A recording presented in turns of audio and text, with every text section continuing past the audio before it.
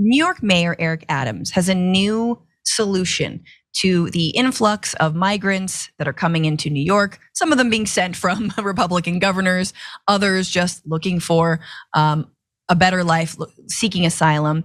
He said he's not able to handle, the city's not able to handle the number of migrants coming in. There are detention facilities that have been set up, but now he's got a new plan, and that is fly them away. That's right. He is ramping up efforts to fly migrants to the destination of their choice, figuring that it's cheaper than sheltering them for months on end. And he is simultaneously warning that those opting to stay in New York may be in for a winter of sleeping outside with shelters full. Dispersing them across the nation and world harkens back to when Democratic mayor ripped Republican governors in Texas and Florida for sending migrants from the southern border to liberal enclaves. But City Hall officials defend their efforts as different because the migrants aren't being coerced to leave. I mean, okay. All right, so this is being rolled out. Some migrants have actually taken Eric Adams up on this. They're going as far away as Colombia, Morocco. I mean, I'd like to go to New Zealand, so I don't know if I can I'll pay my way back. I mean, I might just stay, even though Jacinda's no longer in charge. The city, of course, has this is interesting because the Democratic mayors like Eric Adams, like JB Pritzker of Chicago, are mad at Biden because they're like, we cannot handle this, the amount of influx of migrants. The city's been at odds with the White House over a lack of national remedy. And pitting Adams against President Joe Biden, one-way plane tickets, even international ones, are cheaper than the cumulative daily per migrant cost that has risen to $394 this month from $363 in the city. He's also talking about distributing tents for sleeping outside. I mean, I think Eric Adams is completely full of it. I think he's a massive idiot. But on this, there needs to be a national solution. It cannot fall just to one state, one city, at different points in time, depending on when there's a bigger influx of migrants or not. But Brett, the one-way flights, we've seen this done with homeless folks, actually, specifically from New York. Other states or other cities have done this. Like, hey, you're homeless. Go be homeless somewhere else. I live in one. It's called Palmdale. They send them to. You can't be homeless in Santa Monica anymore, so we will drive you and drop you off in the high desert. That's a thing. Wow. Or at least reportedly in the 90s, which I think is real. What's the solution? I mean, what is it? Are you asking? Yeah, I don't know what the solution is. I know it's tough.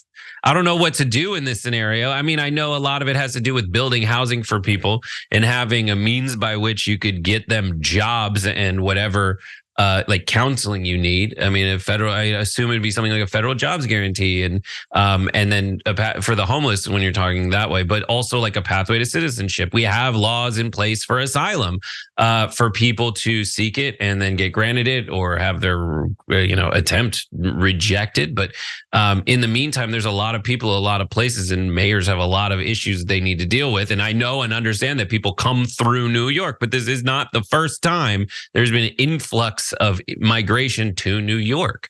But when it comes to an actual solution, I feel like a lot of people are just talking about how does my ideological framework that allows me to go back to eating,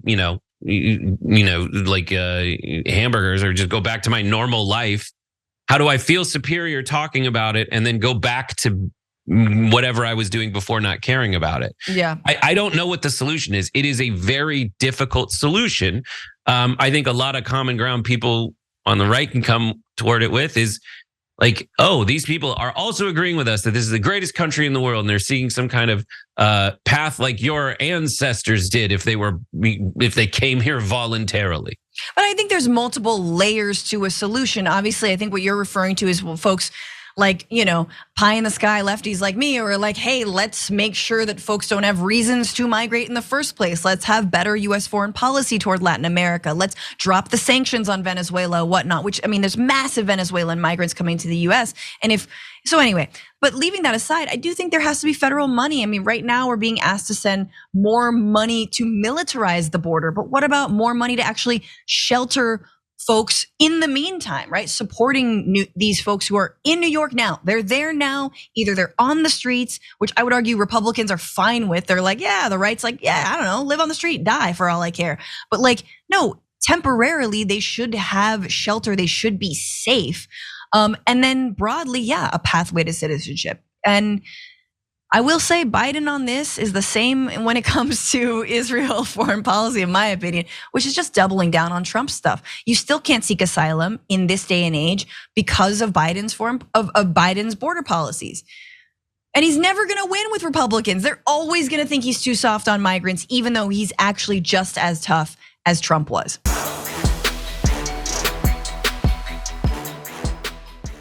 Check out the Damage Report podcast each day, wherever you get your podcasts, whether Pocket Casts or Stitcher or iTunes. You can join me as I give you the news and stories you want, with a range of co-hosts and interview guests jumping in on the fun each day. Again, that's the Damage Report, wherever you get your podcasts. And if you get them at iTunes, don't forget to rate and review. Sometimes I'll read them live on the show.